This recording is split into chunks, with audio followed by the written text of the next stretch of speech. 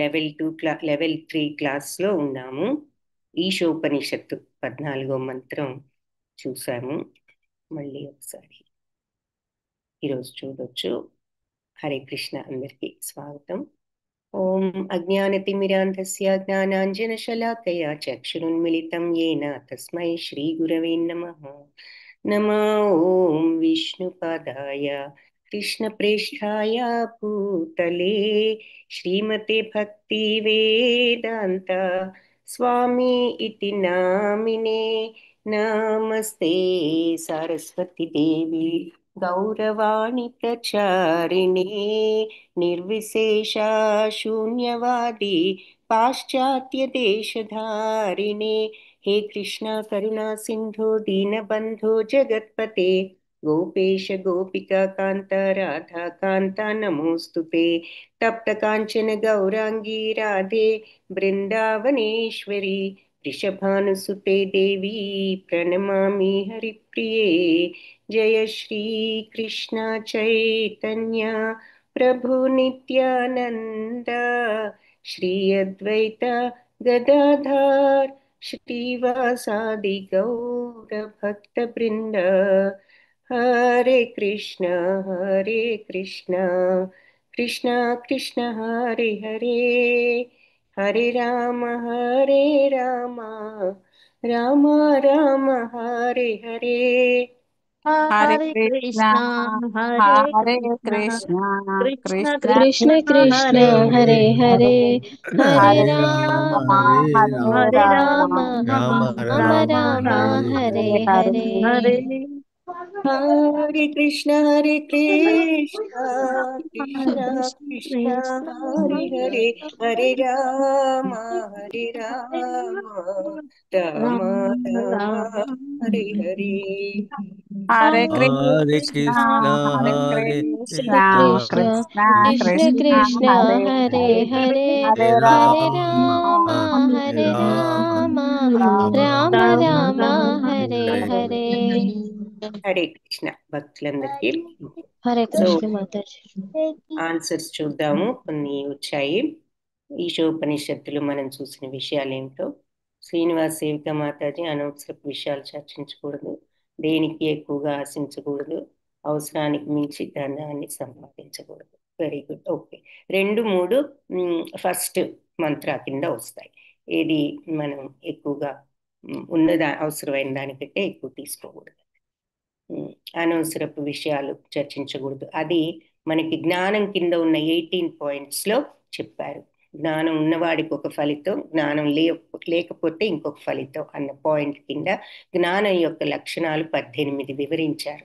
ఆ 18లో అనవసరపు సంభాషణలు అంటే వెళ్ళి ఈ లౌకిక సంభాషణలు, చర్చలు ఇటువంటి వాటిల్లో సమయాన్ని వృధా చేయకూడదు అన్న విషయం చెప్పారు. Very good. సో ఫస్ట్ మంత్ర 2 పాయింట్స్ చెప్పారు. Very good. రోహిణి మాతాజీ, లోపాలు ఒకటి పెట్టుకుని బయటకు ఒకటి మాట్లాడకూడదు, అది కూడా ఈ 18 పాయింట్స్లో ఉంది. లోపల ఒకటి ద్వంద్వ వైఖరి ఉండకూడదు అన్నది 18 పాయింట్స్లో చూసాం.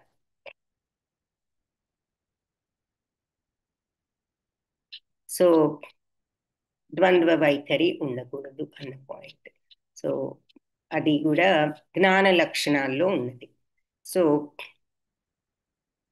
మనసు బుద్ధి ఎల్లప్పుడూ భగవంతుడి భక్తి మీద లగ్నం చేయాలి. కరెక్ట్.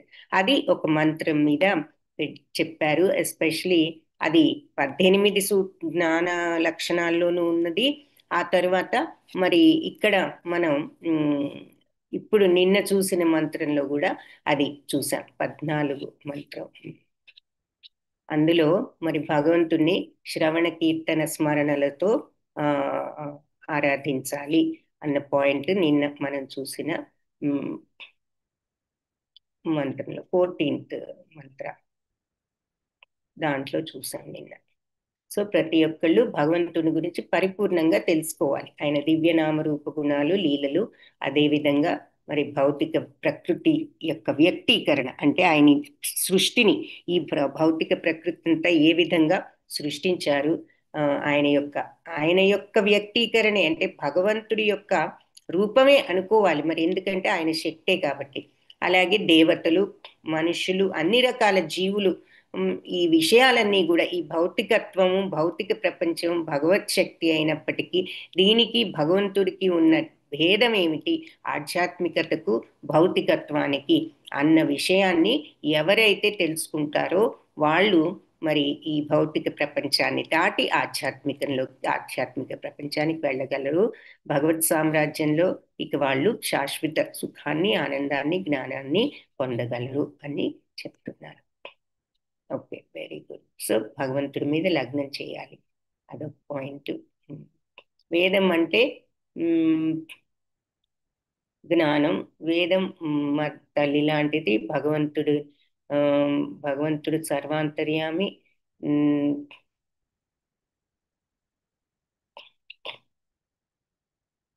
లోపల బయట కూడా ఉన్నారు.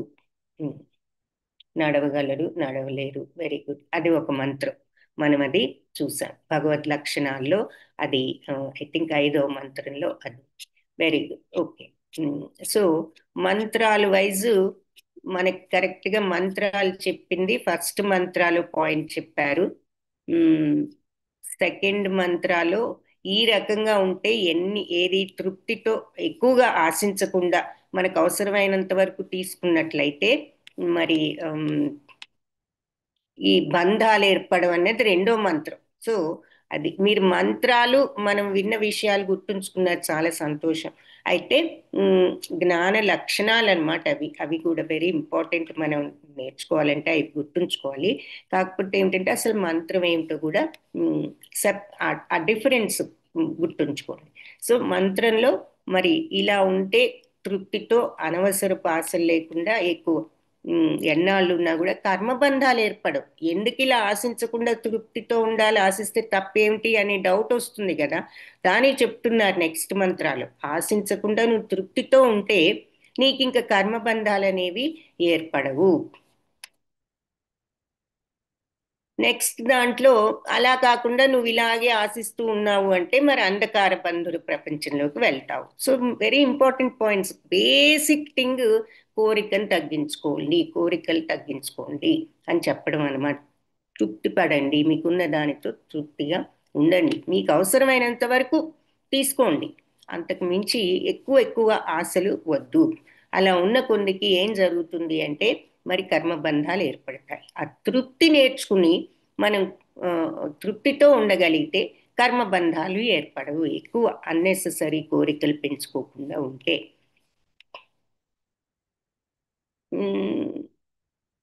మన భగవత్ శక్తి 4వది. ఇది ప్రభుజీ చెప్పారు ఈ పాయింట్. మరి ఆయన శక్తివంతుడని. నెక్స్ట్ మంత్రాలు పాయింట్ ఆయన నడవగలరు, నడవలేరు, బయట లోపల ఉంటారు అన్నది, దూరంగా ఉంటారు, దగ్గరగా ఉంటారు అన్న పాయింట్. వేదాలు తల్లి లాంటివి అన్నది ఇంట్రొడక్షన్ లో మాట. సో మంత్రాలు కొంచెం ఆ క్లారిటీ అర్థం చేసుకోండి. మంత్రాలు ఏమిటి, అసలు మంత్రాలు మనం ఇంట్రొడక్షన్ చూసాం. మంగళాచరణం ఉంది, ఏది పూర్ణమదం పూర్ణమిదం, అది ఎవరు మెన్షన్ చేయలేదు, కానీ వెరీ ఇంపార్టెంట్ పాయింట్ అది కూడా. ఎందుకంటే మరి భగవంతుడి యొక్క పూర్ణత్వాన్ని, అది చాలా ఇంపార్టెంట్ మంత్రం. మీరు చాలా చోట్ల వింటూనే ఉంటారు, చాలా మంది చాలా ప్రేయర్స్లో ఆ ప్రేయర్ ఇంక్లూడ్ చేస్తూ ఉంటారు. సో అది. ఆ తర్వాత 6వ మంత్రం చూసాం. భగవంతుడితో అన్ని ఆయనతో సంబంధం కలుపుకుని చూసేవాడు, అందరినీ భగవదంశలుగా చూసేవాడు, మరి అందరిలో భగవంతుని దర్శించేవాడు, ఎవరిని ద్వేషించడు. అదే విషయం మళ్ళీ నెక్స్ట్ దాంట్లో కూడా చెప్పారు. సో 6, 7 మనం ఒకే పాయింట్ని ఎక్స్ప్లెయిన్ చేస్తున్నాయి. 3, 4, 2, 3, 1, 2, 3 తృప్తిగా ఉండాలి. తృప్తిగా ఉంటే బంధాలు ఏర్పడవు, ఎన్ని సంవత్సరాలు జీవించినా. 2 అలా తృప్తి లేనప్పుడు బంధాలు ఏర్పడతాయి, ప్లస్ అంధకార జీవితంలోకి వెళ్తావు అనేది. So first 3 connected. 4, 5 భగవంతుడి శక్తి, ఆయన లక్షణాలు వివరించాయి, అవి 2 కనెక్టెడ్. 6, 7 శుద్ధ భక్తుల లక్షణాలు, ఆ రకంగా 2 కనెక్షన్. ఏది 6th లోనేమో వాళ్ళ అందరిలో భగవంతుని చూసేవాళ్ళు ఎవరిని ద్వేషించరు. 7లో ఇలాంటి వాళ్ళు భగవంతుడితో గుణైక్యం అంటే నిర్గుణత్వం, వాళ్ళకు కూడా గుణాలను అధిగమించారు. సో ఆ స్టేజ్లో ఉన్నారు కాబట్టి నిజంగా జ్ఞానం ఉన్న వాళ్ళంటే వీళ్ళే. ఇంకా వాళ్ళకి మోహం కానీ శోకం కానీ ఎలా ఉంటాయి. సో జ్ఞానం ఉంటే అవన్నీ కూడా మాయమవుతాయి, ఈ కల్మషాలన్నీ కూడా. సో అది శుద్ధ భక్తుల గురించే ఈ 7వది కూడా చెప్తుంది. 6, 7 రెండు కలిపి శుద్ధ భక్తుల గురించే మాట్లాడుతున్నాయి. సో అట్లా 2 శ్లోకాసు కొంత కలుపుతూ వచ్చారు ఒకే విషయం గురించి. 8లో మరి మళ్ళీ అలాంటి వ్యక్తి మరి భగవంతుడితో గుణైక్యం అన్నారు కాబట్టి భగవంతుడి గుణాల గురించి చెప్తున్నారు. సర్వజ్ఞాన సంపూర్ణుడు, దోషరహితుడు, ఇవన్నీ మళ్ళీ అకలుషితుడు, స్వయం సంపూర్ణుడు అంటూ ఆ లక్షణాలు మళ్ళీ ఇక్కడ వివరించారు. శుద్ధ భక్తుల గురించి చెప్పిన తర్వాత మళ్ళీ భగవత్ లక్షణాలు. ఎందుకు అంటే అగుణైక్యం ఉంటుంది అన్నారు కాబట్టి ఏమిటి భగవంతుడి గుణాలు అన్నది అక్కడ చెప్పారు. 9వ మంత్రంలో అజ్ఞానంతో ఉంటే మరి 9, 10 ఇవి ఐ థింక్ మళ్ళీ కలిపారనమాట. అజ్ఞానంలో ఉంటే అజ్ఞాన లోకాల్లో ఉంటారు.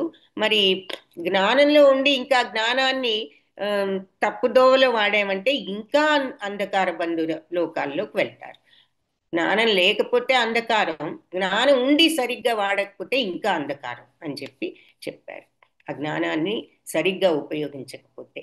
10వ మంత్రంలో విద్యా సాధన వల్ల ఒక ఫలం, అవిద్యా సాధన వల్ల ఇంకొక రకంగా చెప్పారు. జ్ఞానం అంటే విద్య, జ్ఞానం లేకపోవడం అంటే అవిద్య. కాబట్టి అదే విషయాన్ని మళ్ళీ ఇక్కడ మనకి ఇంకా నిర్ధారణ చేస్తున్నారనమాట. సో విద్యను సాధిస్తే ఒక ఫలితం, అవిద్య ఉంటే ఇంకో ఫలితం అని ప్రాజ్ఞులు పెద్దవాళ్ళు చెప్పారు అని చెప్పారు. కాబట్టి ఇక్కడ ఆ 18 అవిద్య. విద్య అంటే ఏమిటి అంటే జ్ఞానమే విద్య.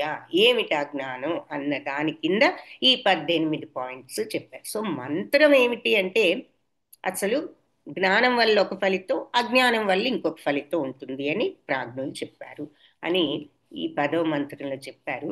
అలాగే నెక్స్ట్ మంత్రాలు దానికి కనెక్షన్ అనమాట. అవిద్య అనేది ఒక ఫలితం అన్నారు కానీ ఏం ఫలితమో చెప్పలా ఇంతకు ముందు శ్లోకాలు. ఈ నెక్స్ట్ శ్లోకాలు అవిద్య అనేది తెలుసుకున్నప్పుడు అవిద్యని విద్యని ఒకే టైంలో తెలుసుకున్నవాడు. విద్య అంటే ఆత్మజ్ఞానం, జ్ఞానం అంటే ఏమిటి ఆత్మతత్వం, సచ్చిదానంద తత్వాన్ని తెలుసుకోగలిగిన వాడు అనుభవపూర్వకంగా. వాళ్ళకి అజ్ఞానం ఏమిటో జ్ఞానం ఏమిటో రెండు తెలిసిన వాళ్ళు ఎవరంటే వాళ్ళు.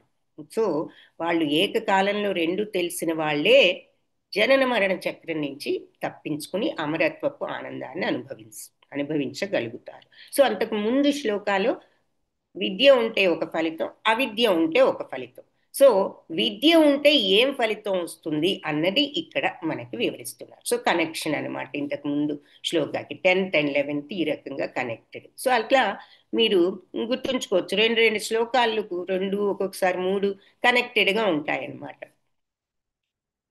తర్వాత 11th ఇది మళ్ళీ 12th శ్లోకాల్లో మరి ఈ భౌతిక కోరికల కోసం దేవతల్ని పూజ చేస్తూ ఉంటే ఈ భౌతికత్వం అనే అజ్ఞాన అంధకారంలోనే ఉంటారు. అలా కాకుండా అసలు సరి అయిన ఫోకస్ లేకుండా భగవంతుడి పైన ఏదో తెలిసి తెలియని ఆధ్యాత్మిక ప్రయత్నాలు చేస్తే ఇంకా అంధకారంలో ఉంటారు అని చెప్పి, ఏది అజ్ఞానం ఉంటే అంధకారంలో ఉంటారు, జ్ఞానం ఉండి కూడా సరి అయిన పద్ధతిలో జ్ఞానాన్ని ఉపయోగించకపోతే ఇంకా అంధకారం అని ఇందాకటి శ్లోకంలో చెప్పారు కదా. అలాగే ఇక్కడ మనం ఈ భౌతికత్వం కోసం మనం పూజలు చేసుకుంటూ ఉంటే ఈ అంధకారంలోనే భౌతికత్వంలోనే ఉంటాము. తర్వాత తెలిసి తెలియని ఆధ్యాత్మిక తప్పు మార్గాలలో ఆధ్యాత్మికతను వెతుక్కుంటే ఇంకా అంధకారంలో ఉంటాము. అంటే వాళ్ళు ఈ పూజలు కూడా లేకుండా ఏదో తప్పు మార్గంలో ఆధ్యాత్మికత ప్రయత్నిస్తున్నారు కాబట్టి అని చెప్పి ఈ మంత్రం చెప్పింది. నెక్స్ట్ మంత్రాలు చివరికి మళ్ళీ భగవంతుని పూజించడం వల్ల ఒక ఫలితం. సో జ్ఞానం వస్తే ఒక ఫలితం, అలాగే మరి ఉమ్, భగవంతుని విద్య ఉంటే ఒక ఫలితం, విద్య లేకపోతే ఒక ఫలితం. ఉమ్, అలా అని చెప్పారు. జ్ఞానం ఉంటే ఒక ఫలితం.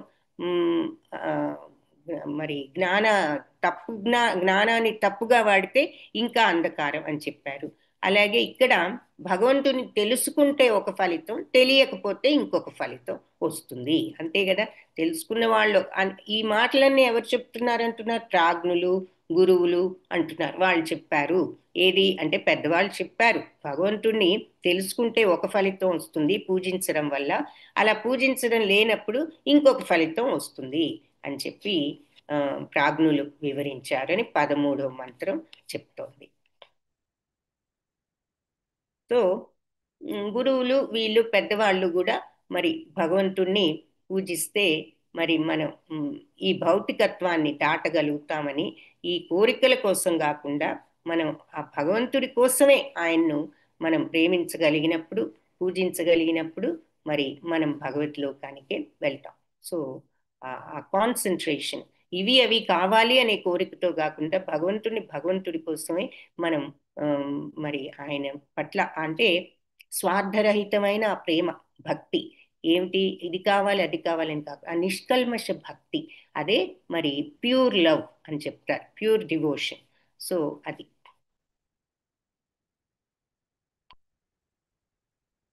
సో అట్లా ఉంటే ఒక ఫలితం, లేకపోతే ఆ భక్తి లేనప్పుడు ఇంకొక ఫలితం వస్తుంది అన్నదానికి నిన్న మనం చూసాం ఈ మంత్రాన్ని. తరువాత ప్రతి ఒక్కళ్ళు కూడా భగవంతుడి గురించి పరిపూర్ణంగా తెలుసుకోవాలి. ఎందుకు? ఎలా ఆయన దివ్యనామ రూపగణాలు లీలలు మనం అర్థం చేసుకోవాలి. అలాగే ఈ భౌతిక ప్రకృతి యొక్క తత్వాన్ని అర్థం చేసుకోవాలి. ఇక్కడున్న జీవులు మరి మనం నిత్యం కాదు అన్న విషయాన్ని మనం తెలుసుకోవాలి.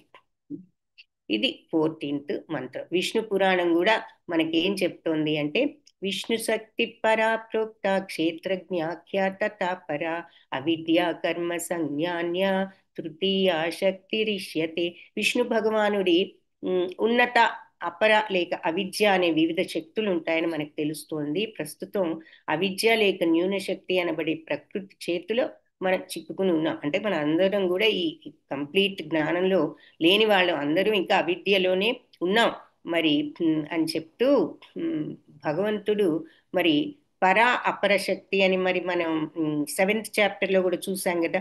నాది ఈ కనిపించే భౌతిక ప్రకృతి, జీవులు వీళ్ళందరూ నా భౌతిక శక్తి, దీనిని మించిన నా ఆంతరంగిక శక్తి పర ప్రకృతి ఉన్నది, ఇది అపర ప్రకృతి, ఇంతకంటే ఉన్నతమైన పరప్రకృతి ఉన్నది నాది. అదేమిటి అంటే అన్నిట్లో వ్యాపించి ఉన్న, కనిపించకుండా వ్యాపించి ఉన్న చైతన్యం. ఎందుకంటే బయటకి ఫామ్ ఉన్న భౌతికత్వం మరి లోపల ప్రాణం అనండి, చైతన్యం అనండి, ఆత్మ అనండి, ఏదైనా అన్నా భగవంతుడి యొక్క పరాశక్తి అనండి, అది లేనప్పుడు ఇంకా దానికి మీనింగ్ ఏముంటుంది? బాడీ ఉంటే లోపల చైతన్యం లేకపోతే పనికిరాదు. భౌతిక ప్రపంచం మరి ప్రతిదీ స్పందించాలి అంటే ప్రతి దానిలో కూడా భగవంతుడి యొక్క చైతన్యం ఉన్నది. చెట్టు అయినా పుట్టైనా మరి చెట్టుకి కూడా అంతే కదా, మనలాగానే దానికి మరి ఆ చైతన్యం ఉన్నప్పుడే ప్రాణంతో ఉంటుంది, చైతన్యం లేకపోతే ఉండదు. సో అలా ఆ ఉన్నత శక్తినే పరాశక్తి అని అంటారు. ఇది భౌతిక శక్తి కంటే భిన్నం అని మనం భగవద్గీతలో కూడా చూసాం.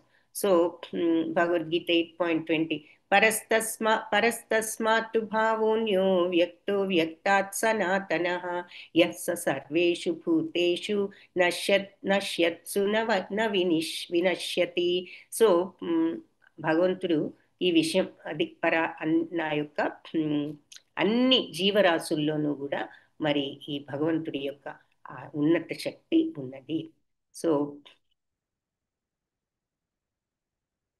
మరి ఉన్నత లోకాలు, నీచ లోకాలు, మధ్యలోకాలు, ఆయన తర్వాత సూర్యచంద్రులు, భౌతిక లోకాలు అన్నీ కూడా విశ్వం అంతా వ్యాపించి ఉన్నాయి.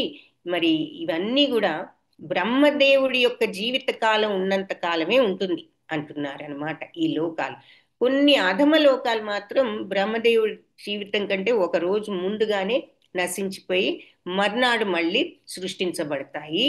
ఉన్నత లోకాల్లో కాలం అక్కడ వేరేగా లెక్కిస్తాం, మన కాలం ప్రకారం కాదు. మనం చూసాం ఇది, మీరు భగవద్గీతలో చూస్తుంటారు చాలా వాటిల్లో. ఇక్కడ మన ఒక్క సంవత్సరం అంటే అక్కడ రాత్రింబవళ్ళతో కూడిన 24 గంటలతో సమానం వాళ్లకు. ఇంకా ఇంకా తక్కువే. కాబట్టి ఉన్నత లోకాల్లో వాళ్ళకున్న కాల పరిమాణం ప్రకారం భూలోకంలో మరి మనకి 4 యుగాలు ఉన్నాయి కదా, సత్య త్రేత ద్వాపర కలియుగాలు. అవి 12,000 సంవత్సరాలు సాగుతాయన్నమాట. మాత్రమే వాళ్ళకి ఒక యుగం అవుతుంది. సో మనకైతే మరి ఎన్నో లక్షల సంవత్సరాలు అయితే కానీ ఒక యుగం అవ్వదు. వాళ్ళ టైంలో చూస్తే ఈ 4 యుగాలు కలిపి కూడా వాళ్ళ టైంలో 12,000 సంవత్సరాలే అన్నమాట అని ఇక్కడ చెప్తున్నారు. సో ఈ 12,000ని 1000తో గనక మనం గుణించామంటే బ్రహ్మదేవుడికి ఒక్క దినం అంటే వాళ్ళ సంవత్సరాల్లో 1,20,000 సంవత్సరాలు బ్రహ్మదేవుడికి ఒక్క పగలన్నమాట.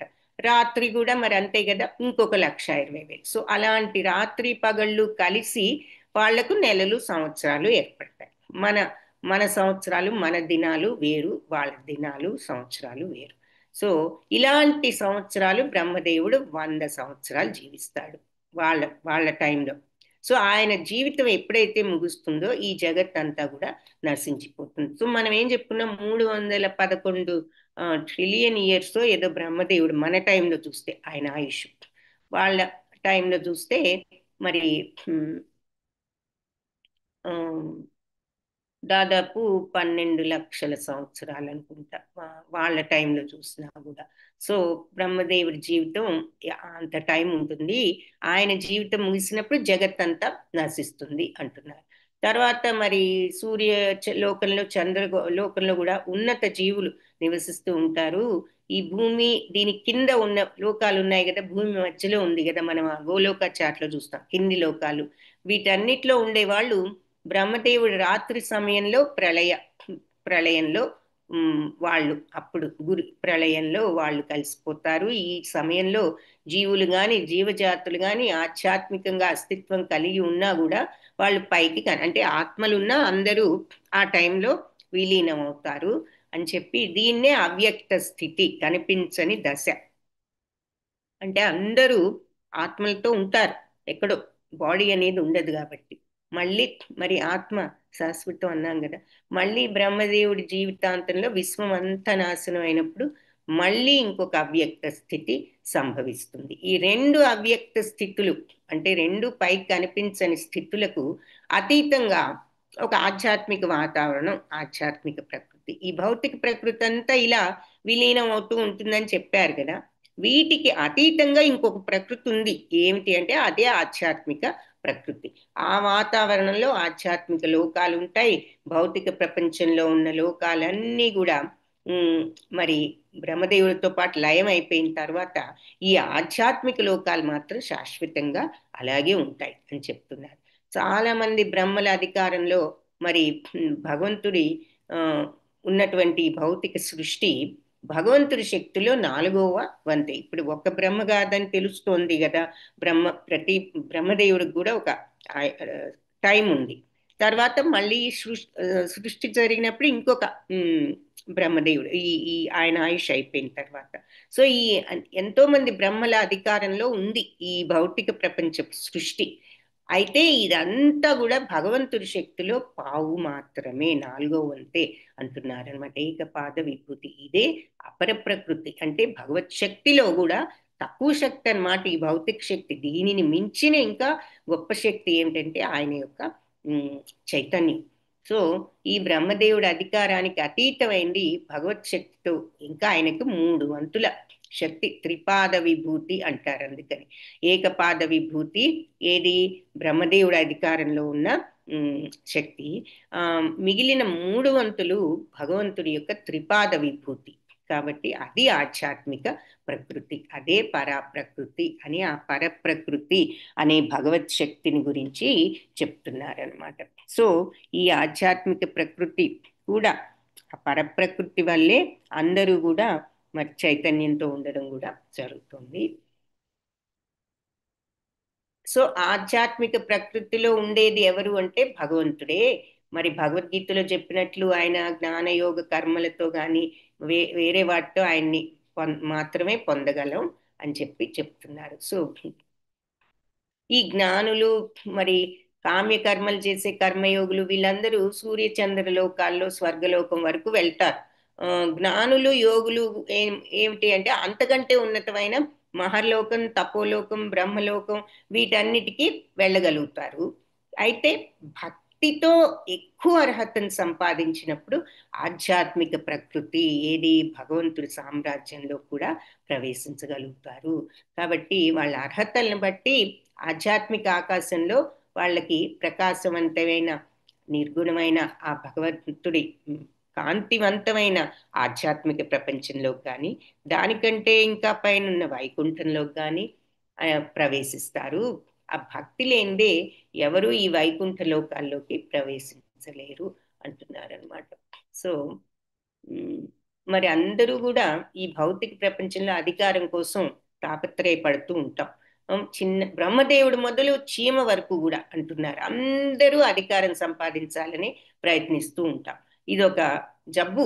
మరి అందరికీ కూడా ఈ ప్రాబ్లం ఉంటుంది. మనం ఆలోచించి చూస్తే మన మాట ఈవెన్ మనకంత అధికారం మీద ఏముంది, మనం ఏదో సింపుల్ గానే ఉంటున్నాం అనుకుంటాం. అధికారం అనేది ఎవరు ఎంత ఎంత కనిపించకుండా ఉంటుంది అంటే మన మాటే నెగ్గాలి, మనమే కరెక్ట్ అనుకుంటాం ప్రతిదానికి. That it self says that we want that control. అదే మనకి కంట్రోల్లో ఉండాలి అని చెప్పి అని కోరికను సూచిస్తుంది అన్నమాట. సో అవతల వాళ్ళు కరెక్ట్, మనం తప్పు అనుకోవడం చాలా తక్కువ. మన మాటే నెగ్గాలి అనుకుంటూ ఉంటాం, మనకి ఇష్ట ప్రకారంగానే జరగాలి అనుకుంటూ ఉంటాం. ఇవన్నీ కూడా కామంతో కూడుకున్న అధికారమే. ప్రతిదీ కోరికే. నా మాటే నెగ్గాలి, నేను చెప్పినట్లే జరగాలి, నా ఇష్ట ప్రకారమే జరగాలి అని ఉంటుంది మనస్సులో.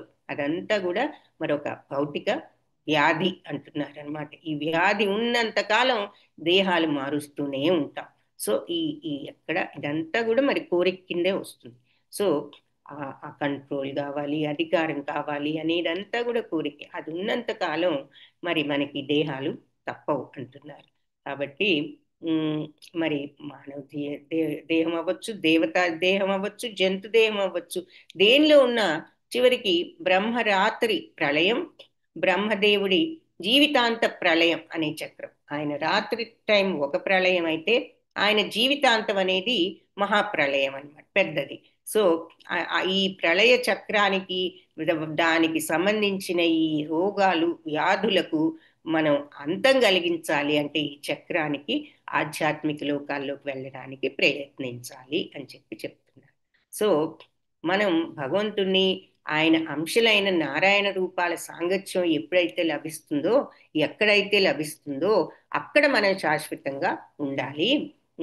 ఆయన యొక్క పూర్ణాంశ వైభవంతో భగవంతుడు ఈ లోకంలో మరి ఆయన ఆధ్యాత్మిక ఆధిపత్యాన్ని వహిస్తూ ఉంటారు. ఎక్కడ ఆధ్యాత్మిక లోకాల్లో శృతి మంత్రాల్లో చెప్పారు ఏమని, ఏకో వశీ సర్వగ కృష్ణ ఈత్యః ఏకోపి సన్ బహుదా ఏ విభాతి. ఇది గోపాల తాపని ఉపనిషత్తులో చెప్పారనమాట. భగవంతుడు తన యొక్క పూర్ణ అంశ ఆ వైభవంతో ఆయన ఆధ్యాత్మిక ఆధిపత్యాన్ని వహిస్తూ ఉంటారు అని. సో ఆయన పైన ఆధిపత్యం ఎవరు మరి సహజంగానే వహించలేము. మనం ఈ భౌతిక ప్రకృతి మీద ఏదో కంట్రోల్ చేయాలనుకుంటాం. అంటే ఇక్కడ ఉన్నంత కాలం ప్రతిదీ మన అధీనంలో ఉండాలనుకుంటాం.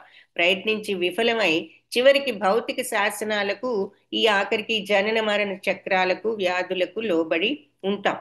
మరి వీటిల్లో చిక్కుకుని మరి భగవంతుడు మరి ఆయన ధర్మాన్ని స్థాపిస్తానికి భూమి పైన అవతరిస్తాడన్నది చూశాం కదా. యదా యదా హి ధర్మస్య గ్లానిర్భవతి భారత అభ్యుత్థానం అధర్మస్య తదాత్మానం సృజామ్యహం అన్నారు. ఆయన పాదాల వద్ద శరణాగతి చేయడమే సర్వోత్తమమైన ధర్మం. సో అందుకే సర్వధర్మాన్ పరిత్యజ్య మామేకం శరణం వ్రజ అని లాస్ట్ లో భగవద్గీతలో చెప్పిన పాయింట్ ఇది. ఆఖరి పాయింట్, అన్ని పక్కన పెట్టు, నన్ను శరణు వేడు చాలు అన్నారు. సో అన్ని రకాల ధర్మాల్ని వదిలి నన్ను శరణు వేడు అని చరమ సందేశం. అది ఆయన ఫైనల్ గా భగవంతుడు మనకిచ్చిన సందేశం. కాబట్టి మనం మన కంట్రోల్లో అన్నీ ఉండాలనే భావాన్ని వదిలి మనం చేయవలసింది చేస్తూ మన బాధ్యత నిర్వహిస్తూ ఏది జరిగినా భగవంతుడు యొక్క శరణాగత తత్వాన్ని అన్నీ ఆయన పాదాలకు అర్పించి ఆయన ఏది ఇచ్చినా మనం ప్రశాంతంగా తీసుకోవడం నేర్చుకున్నామంటే అది శరణాగత తత్వం. సో ప్రసాద భావంతో ఏదైనా స్వీకరించగలగాలి. భక్తి ద్వారానే మరి ఆధ్యాత్మిక ఆ సామ్రాజ్యంలో ప్రవేశించవచ్చు, ఆ జ్ఞానాన్ని సంపాదించుకోండి అని చెప్పి అంటే భక్తి మార్గం గురించి చెప్తున్నారు. సో ఇప్పుడు సోషల్ సర్వీస్ అనేది కూడా మరి ప్రతి జీవిని భగవంతులాగా చూడాలి అంటే మరి మనం స్వార్థం అనేది వదులుకుని వీలైనంత వరకు మన చేతనైనంత వరకు మొదటి మంత్రం కూడా ఏం చెప్పింది, నీకు అవసరమైనంత వరకు తీసుకో, ఇంకా మిగిలినవన్నీ కావాలనుకోకు, అవి కావాల్సిన వాళ్ళు బోల్డ్ మంది ఉన్నారు, వాళ్ళు తీసుకుంటారు అని చెప్తున్నారు కదా. సో ఆ రకంగా పంచుకో నీకున్నది, అంతేగాని అంతా నాకే కావాలని తీసుకుని కూడబెట్టుకోకు, ఆ దురాశ వద్దు అంటున్నారు అనమాట. సో ఆ ఆ ఫీలింగ్, ఆ హెల్పింగ్ నేచర్, ఆ షేరింగ్, ఆ కేరింగ్ ఇవన్నీ కూడా ఉండాలి. అయితే ఏమిటంటే ఇవి చేస్తూ నేనేదో గొప్ప సర్వీస్ చేస్తున్నాను అనే భావన కాకుండా భక్తి భావంతో భగవద్భక్తితో ఈ ఈ రకమైన ప్రవర్తనలో ఉంది. ఈ రకమైన ప్రవర్తన నువ్వు చేసినప్పుడు నీకు ఆ కల్మషం అనేది కూడా తగ్గుతుంది. మనం ఎప్పుడైతే నిష్కల్మషంగా ఉండగలుగుతామో. సో ఈశోపనిషత్తులో ఈ మంత్రం మానవుడు సంభూతిని అంటే భగవంతుని వినాశనాన్ని రెండింటినీ కూడా ఏకకాలంలో సంపూర్ణంగా తెలుసుకోవాలి. వినాశనం అంటే ఈ తాత్కాలిక భౌతికంగా వ్యక్తమై ఉన్న ఈ ప్రపంచం, మరి అలాగే సంభూతి అంటే ఆయన యొక్క సంపూర్ణ అంశం, ఆధ్యాత్మికత, ఆయన పర్మనెంట్ స్టేజ్. సో రెండు కూడా మనం సంపూర్ణంగా ఒకేసారి తెలుసుకోవాలి అంటున్నారు. అంటే ఇందాక చెప్పినట్లు జ్ఞానము అజ్ఞానం ఒకేసారి తెలుసుకున్నవాడు అంటే ఎవరు తెలుసుకుంటారు? జ్ఞానం ఉన్నవాడికే అజ్ఞానం గురించి తెలుస్తుంది. అలాగే ఇక్కడ కూడా ఆధ్యాత్మికంగా భగవంతుని తెలుసుకున్న వాడికే భగవంతుడి యొక్క భౌతిక శక్తి, దానికి రెండు కూడా తెలిసిన వాడు అవుతాడు. సో ఈ వ్యక్తీకరణ మాత్రమే భౌతిక తత్వం తెలుసుకోవడం వల్ల మానవుడికి ఎటువంటి లాభం లేదు. ఎందుకు? ఈ ప్రకృతి విధానంలో మనకి ప్రతి క్షణం విధ్వంసమే, ఏదో ఒక విధ్వంసమే జరుగుతూ ఉంటుంది కదా. అహన్యహని భూతాని గచ్చింత హయమాలయం మహాభారతం చెప్తుంది. ఇవన్నీ కూడా ఈ విధ్వంసాల నుంచి ఎవ్వరూ తప్పించుకోలేరు అని చెప్పి. సో మనకి ఈ నిత్యానందంతో కూడుకున్నటువంటి శాశ్వత జీవితం కావాలి అంటే సంపూర్ణ జ్ఞానం ద్వారానే మనం పొందగలం, దాని ద్వారానే మనం రక్షింపబడతాం అని చెప్తున్నారు ఈ జ్ఞానం ద్వారా. సో ఇటువంటి శాశ్వత జీవితాన్ని ఎలా పొందొచ్చు, ఈ కళను ఎలా నేర్చుకోవచ్చు అనేది వేదాలు ఉపదేశించాయి. ఏది? శాశ్వత జీవితాన్ని పొందేటటువంటి కళను నేర్చుకోవడం అని చెప్తున్నారు. సో అంటే ఇంద్రియాల తృప్తి మీద ఆధారపడిన ఈ తాత్కాలిక వస్తువులతో మనం తప్పు మార్గం పెడదో పెడుతూ ఉంటాం. కానీ ఇంద్రియ విషయాలకు చేసే సేవ పెడదావని పట్టించడమే కాకుండా మనల్ని అధోగతి పాలు కూడా చేస్తుంది. అందుకని మనం ఇతర మానవులను సరి అయిన మార్గంలో నడిపించాలి. సత్యాన్ని ప్రేమించడం, ద్వేషించడం అనే సమస్య లేదు, అది ఎలాగూ ఉంది.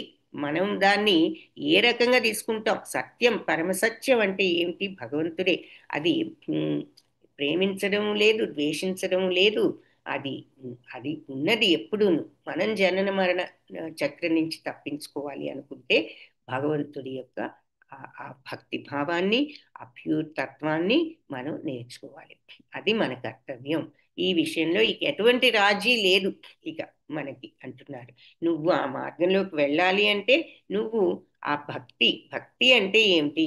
ఆ నిష్కల్మష ప్రేమతత్వం, అది స్వార్థం లేకుండా భగవంతుడి పట్ల ప్రేమ. ఎలా? అందరిలోనూ ఆయన్ని చూడగలిగే ప్రేమ, అన్నిట్లోనూ ఆయన్ని చూడగలిగే ప్రేమ, ఆయనలో సర్వస్వంలో ఆయన్ను చూడగలిగేటటువంటి అది ఉన్నప్పుడు ఆటోమేటిక్గా మరి ఎవరిని ద్వేషించో అందరికీ మరి అందరి మీద మనం ప్రేమతోనే ఉండగలం. ఎందుకంటే అది నిష్కల్మష రాగద్వేష రహిత గుణాతీతమైనటువంటి ప్రేమ తత్వం కాబట్టి. హరే కృష్ణ. ఈరోజు ఇక్కడితో ఆపుతాము. 14th మంత్ర మళ్ళీ ఒక్కసారి మంత్ర చూద్దాము. ఇదంతా ఎక్స్ప్లెనేషన్ చూసాం కాబట్టి ఇది చూసేసరికి మంత్రం మీనింగ్ మర్చిపోయే అవకాశం ఉంది. సో మంత్రంలో భగవంతుని గురించి పరిపూర్ణంగా తెలుసుకోవాలి. ఆయన యొక్క దివ్యనామ రూపగణాలు, లీలలు, అలాగే ఆయన భౌతిక ప్రకృతి సృష్టి గురించి, ఇక్కడ ఉన్న తాత్కాలిక లోకాలేమిటి, ఆ లోకాల్లో ఉన్న దేవతలు, మనుష్యులు, జంతువులు, పైలోకాల్లో దేవతలు, మునులు, వీళ్ళంతా ఉన్నారు కదా, ప్రజాపతులు, మధ్యలో భూలోకం, కింద లోకాలు, వీటన్నిటిలో వాటి గురించి తెలుసుకుని మనం ఆ డిఫరెన్స్ తెలుసుకోవాలి. భగవంతుడి గురించి, ఆధ్యాత్మికత గురించి, ఈ భౌతిక తత్వం గురించి ఆ డిఫరెన్స్ తెలిస్తేనే మనం ఆధ్యాత్మిక తత్వంలో రెండూ తెలిసిన వాళ్ళు మరి ఇక భగవంతుడి యొక్క సామ్రాజ్యంలో శాశ్వత సుఖాన్ని, ఆయన ప్రపంచంలో శాశ్వత ఆనందాన్ని, జ్ఞానాన్ని పొందగలరు. ఇందాక శ్లోకంలో గనక మరి జ్ఞానము అజ్ఞానము ఒకేసారి తెలిసిన వాళ్ళు మరి శాశ్వత అమరత్వపు ఆనందాన్ని పొందుతారన్నారు కదా. సో అలా ఇక్కడ కూడా భగవంతుడి గురించి, ఆయన ఆధ్యాత్మిక శక్తి గురించి, ఈ భౌతిక శక్తి గురించి రెండు తెలుసుకున్నప్పుడే మనం భగవంతుడు. సో సేమ్ థింగ్ అన్నమాట. ఆధ్యాత్మికత అజ్ఞానం, భౌతికత్వం ఈ మరి భౌతికత్వంతో కనెక్ట్ అయి ఉన్న రాగద్వేషాలతో కూడిన విషయాలు. కాబట్టి ఈ రెండు ఎవరికి తెలుస్తాయి? ఆధ్యాత్మిక తత్వం తెలిసిన వాళ్ళకే ఈ డిఫరెన్స్ తెలుస్తుంది కదా. సో అందుకని రెండు తెలిసిన వాళ్ళు మరి భగవంతుడి యొక్క ప్రపంచంలోకి వెళ్ళగలరు, ఆ జ్ఞానాన్ని పొంది అని చెప్పి చెప్తాం ఈ మంత్రం. సో రకరకాల పదాలతో మనకి విషయాన్ని వివరిస్తున్నారు. జ్ఞానము ఉంటే ఒక ఫలితం, లేకపోతే ఒక ఫలితం. మరి అలాగే భగవంతుణ్ణి పూజిస్తే ఒక ఫలితం, పూజించినప్పుడు ఇంకొక ఫలితం.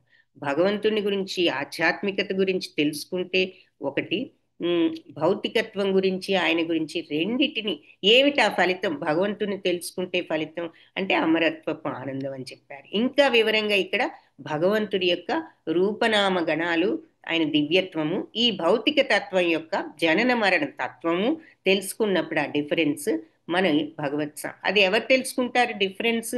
మరి భగవంతుడిని కంప్లీట్గా తెలుసుకున్న వాళ్ళు.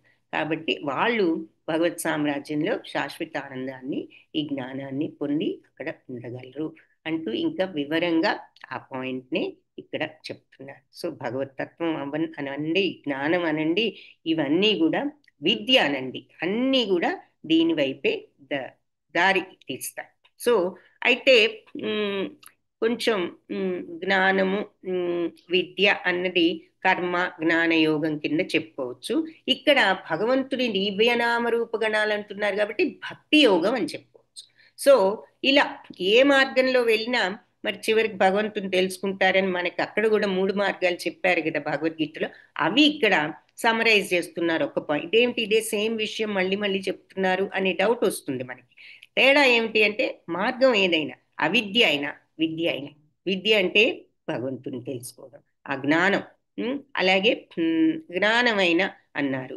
ఆ జ్ఞానం ఏమిటో 18 పాయింట్లు చెప్పారు. సో అట్లా, సో కర్మ ద్వారా అయినా, జ్ఞానం ద్వారా అయినా, ఇది భక్తి. ఆయన దివ్యనామ రూపగణాలను మనం కీర్తిస్తూ తలుచుకుంటూ ఈ భౌతిక జనన మరణ గురించి మనం తెలుసుకుని ఈ డిఫరెన్స్ ఇది కాదు, మనం ఆధ్యాత్మికత అంతా భగవంతుడే, ఆయన లోకమే అనే భక్తి భావంతో ఈ రకంగా ఆధ్యాత్మికతలోకి వెళ్ళడం.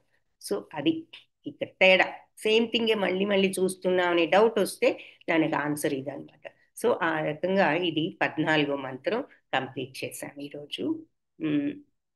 వాంఛాకల్పతరుభ్యశ్చ కృపా సింధుభ్య ఏవ చ పతితానాం పావనేభ్యో వైష్ణవేభ్యో నమో నమః. హరే కృష్ణ. భక్తులందరికీ క్లాస్కి వచ్చినందుకు ధన్యవాదాలు.